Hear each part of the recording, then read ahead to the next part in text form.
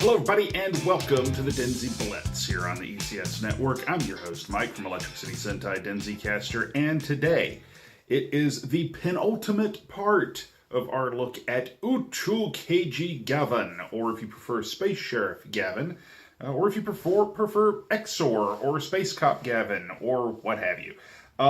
Today, we are taking a look in this, our 7th part of our 8-part series, at episodes 35 through 39. We're in the final countdown, folks. This is the first of the final 10 episodes of the series. So today we are looking at The Young Lion of Maku, The Roadshow of Resentment, The Tomboy Princess's Earth Adventure, Surrounded Transport Corps, The Righteous Sun Sword, and When I Returned from School, My House Was a Maku Base. So, a few things before we hit the synopses for this. As a trend I've noticed for the series as a whole, I must freely admit, with the departure of Hunter Killer, we've seen a departure of a lot of the overarching story elements to the series. Now, yes, it's 1980s tokusatsu, so it is highly episodic. But they did a lot of world building very early on in the series and gave us a lot of information on Gavin's parents and sort of part of his motivation for becoming the Space Sheriff of Earth, aside from simply being assigned to the job. And a lot of background on the character Hunter Killer, at the time Don Horror's chief lieutenant. But with the arrival of his son, Sandorva, the show has kind of, in many ways to me, went downhill. Granted, the actor who plays Sandorva, which would be Ken Nishida, is probably a better actor than his predecessor, Michiro Aida, who played Hunter Killer. But the way the character, his backstory, his introduction feels almost a little flat. There's a part of me that almost wishes that the stories of the two characters had been reversed. That perhaps we started with the son and ended with Hunter Killer. Although I'm still holding out hope. Maybe Hunter Killer will return. So, some synopses here for these 5 episodes. The Young Lion of Maku. In this episode, essentially, Don Horror is mad that his son keeps failing. With the constant setbacks and the constant defeats at the hands of Gavin, Don Horror puts down the edict that Sandorva returns after defeating Gavin, or he doesn't return at all. Bring me Gavin's head on a plate, or don't come back. And Sandorva, in his arrogance, which is befitting the character, based off his first appearance, says not only will he do this, he will do it on his own, without his father's help. So leads to a fairly interesting episode. Episode number 36 is The Roadshow of Resentment. Basically, there is a feature film being made about Gavin's adventures and exploits, but the studio's taking an interesting tinge to it, one that gives suspicion and whatnot.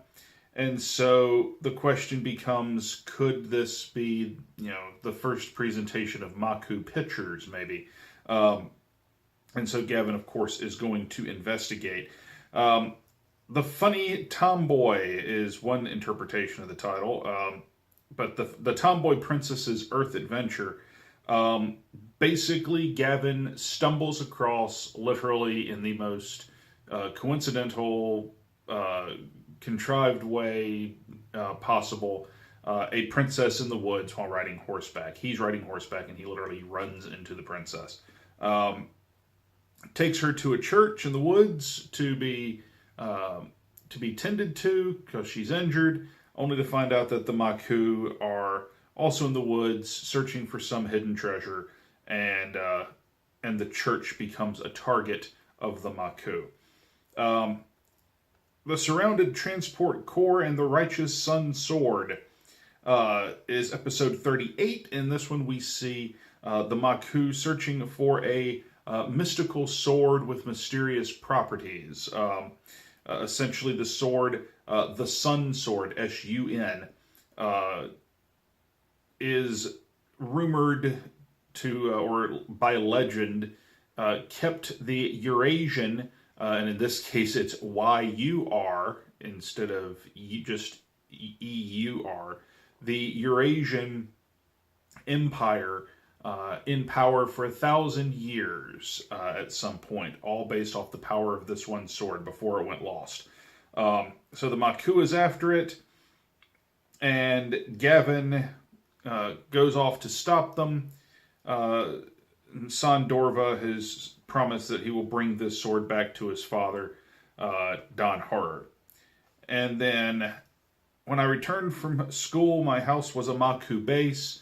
Essentially, the Maku have given up any grandiose plans at this point, and almost like Dreyfus in the Pink Panther / Inspector Clouseau movies, they are now consumed with assassinating our hero. Although Gavin is not near as incompetent as Inspector Clouseau. But the whole episode revolves around them taking over a particular house in order to have a clean shot at Gavin for an assassination attempt. So, looking at these 5 episodes, from an essentials standpoint, there's probably not much here that I would consider essential in regards to an overarching meta plot or anything of that nature, but there are a couple of episodes that I would put on the list for other reasons. Specifically, I would put episode 35, The Young Lion of Maku, and we'll start there as the first episode we looked at this week. This episode is the true beginning, it feels, to some level of dissension within the Maku. Sandorva, upon his first appearance, we are told, is this general who has conquered numerous planets throughout the universe for the Maku. And yet, here he is now on Earth, and failing to do the same, in large part because of Gavin. But he is also now in the Maku's base of, center of power with Don Horror, and it still isn't happening. So he's done all of these great things without his father. Now that he is with his father, he is not. And so it's never explicitly said, but you can almost see a blame game going back and forth that really starts in this episode of Don Horror saying, either bring me Gavin's head or go away because you're a failure. At the same time, you can see Sandorva by saying, I'll do it without your help, almost saying, you couldn't do it either. I've done all of this without you, and with you, I continue to fail. So, it's an interesting dynamic that begins here. We also see that Don Horror does not suffer pride gladly in this episode, which I find very interesting. When Sandorva tries to call upon a Maku space to be formed in order to give his monster a better chance at Gavin, Don Horror refuses. He doesn't because he said, no, my son said he would do this without my help. And so you sort of wind up with that, oh, you think you can do it without me, sort of tit for tat kind of vibe, which is interesting. So we start to see some dissension in the ranks, and I'm wondering if that will play out in the final 5 episodes. The Road Show of Resentment. I wouldn't really put this one on any essentials list. It's a fun episode. and it's a trope that has been done repeatedly over the years in tokusatsu. I don't know if this is the origin of it or not. It feels like it might be. Where essentially it's the evil film studio, and anything that happens on the set happens for real. So it's sort of interesting in that regard. It reminds me very much of an episode of Akiba Ranger, where the monster of the week was a film monster, and when the Akiba Rangers figure out, oh wait, it's a film set, so whoever's directing whatever they say actually happens, sort of thing goes forth. Now that's not quite as over the, it's not, this is not as over the top as that, but it is an interesting way to set up a trap. Film set episodes and things like this are usually budget savers because it means you don't have to disguise the studio, so to speak. So I don't know if that was a motivation when they shot the episode or no. It is a fun episode. I particularly enjoyed the Monster of the Week in this episode because the Monster of the Week had very much a voodoo vibe to it, where they had captured the life force of Gavan and had essentially a cardboard cutout of Gavan stuck to a wall, first in Kenji-Oba in the civilian form, and then second in Gavan form. And we're basically sticking it with large darts to hurt Gavan as the story progresses. This episode, another reminder that they have no problem showing you that Gavan can be hurt and that Gavan can feel pain. They will beat the crap out of the protagonist at every opportunity. The Funny Tomboy Princess's Earth Adventure Trip. That's, like I said, the one long interpretation of the title. Or translation of the title, rather. The episode, this one felt very bleh to me. It's a very stock plot.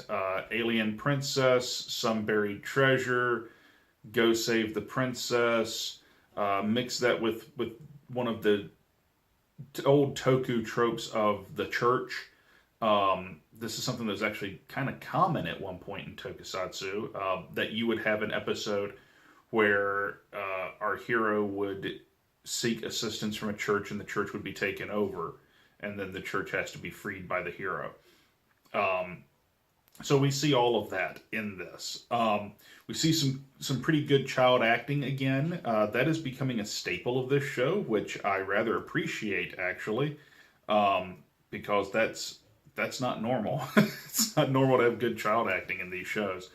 But it's a fun episode, but it's very stock. And so it's sort of a take it or leave it. And the princess herself didn't come off to me as particularly intriguing. I did like the twist at the end that the treasure sent by Planet Hope, that's the planet the princess is from, and it's the treasure the Maku are searching for, but the Maku instinctively think treasure means gold and silver and jewels, and you can hear them fondling over it in their minds at the beginning of the episode. But by the end of the story, we find out that it's actually seeds. It's flower seeds. So that the beauty of Planet Hope can be spread across the galaxy even after their planet loses the ability to create these flowers and whatnot. So it's an interesting twist, and I do like the message that treasure doesn't have to be gold and jewels. It can be other things. So that I did like. The Surrounded Transport Corps and the Righteous Sun Sword. This is another one that I would actually put on an essentials list.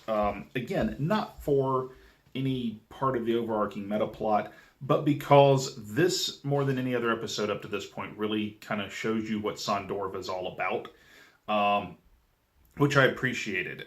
It shows that it shows his arrogance. It shows that he's flawed. He steals the Sun Sword very early in the episode. And fairly easily. And we think, I remember when I watched the episode, I actually thought, okay, they've got the Sun Sword, and now Gavin's going to have to figure out a way to stop the Sun Sword's powers.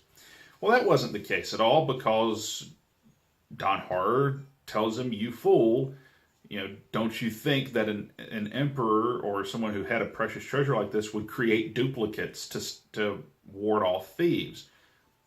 And so he had actually stolen a fake of the Sun Sword. But this sets up searching for the full-on, the real deal. And we are even told, first by Don Horror and then by Sandorva by way of confirmation, that now Gavin will be protecting the real McCoy. Which I found an interesting idea. Don Horror looked at it as a negative, but Sandorva looked at it as, well, this is how we'll know which one is real, because it'll be the one Gavin protects. So it's an interesting setup, so to speak. But as I say, it's an interesting episode. It shows you the lengths to which Sandorva will go when he says, I will do this by any means necessary sort of deal. Going so far as to take a busload of school children hostage in order to try to first steal the sword, then use in a trade for the sword. So we see the lengths to which he will go. He gets his hands on the sword by the end of the episode, and then we find out the powers of the Sun Sword, in so much as if you're not righteous, you can't use it. And it's probably the Sun Sword itself, more than anything else, that actually stops Sandorva and his evil monsters in this particular episode. Which I felt was a little bit of a cop-out, as if the sword itself were intelligent on some level. There was a part of me that really kind of wished that Gavin had gotten the sword and fought with it, so we would have actually seen perhaps some of the Sun Sword's powers. Maybe it could be a weapon upgrade for Gavin of some sort. Maybe he could call on its power later if he needed it. Oddly enough, when we see Gavin do his victory pose after defeating the doubler of the week, he actually has both the laser blade and the Sun Sword in his hands, as if he had been fighting with both of them the entire time. So maybe they had that as an idea at one point and scrapped it. Who knows? But for Sandorva as a character, I think that episode is worth taking a real close look at. And then the last one, when I returned from school, my house was a Maku base. That's episode 39, the last one we're looking at this week. Long story short, in almost Pink Panther-ish fashion, the sole motivation now is the assassination of Gavin. That's the only motivation that our villains have in this episode. And Gavin is effectively a non-factor for most of the episode. And we see that as a trend in several episodes of Gavin by now, that there are episodes where Gavin is almost a background character in his own show until it comes time to transform and fight. That's pretty much what happens here. The whole episode actually revolves around the family whose home it is, whose home gets taken over by the Maku. And the hero of the episode is actually the son of the family, who basically is trying to find a way to signal the outside world that something has gone horribly awry. Ultimately, his attempts fail. There's nothing the family can do, and perhaps it is a little bit of Inspector Clouseau-ish dumb luck that saves Gavin, because as the Maku take their shot at Gavin, a truck passes right in front of the line of fire. The truck blows up. It alerts Gavin as to what's going on, and then Gavin is able to save the day and stop the bad guys.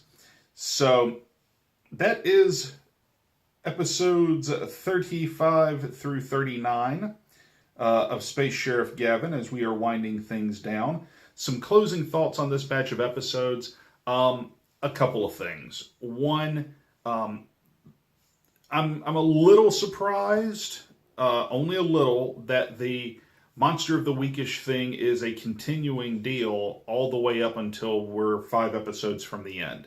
I'm kind of hoping that we get more of the overarching plot here in the last 5 episodes. I almost kind of hope that it's, not quite a 5-parter, but that it's all leading to the end at this point. I do think 39 could be seen as sort of a prequel setup to that, where at this point the Maku realize if we don't get rid of Gavin, nothing works. So perhaps that's the prologue to this whole thing. Would be nice if it is.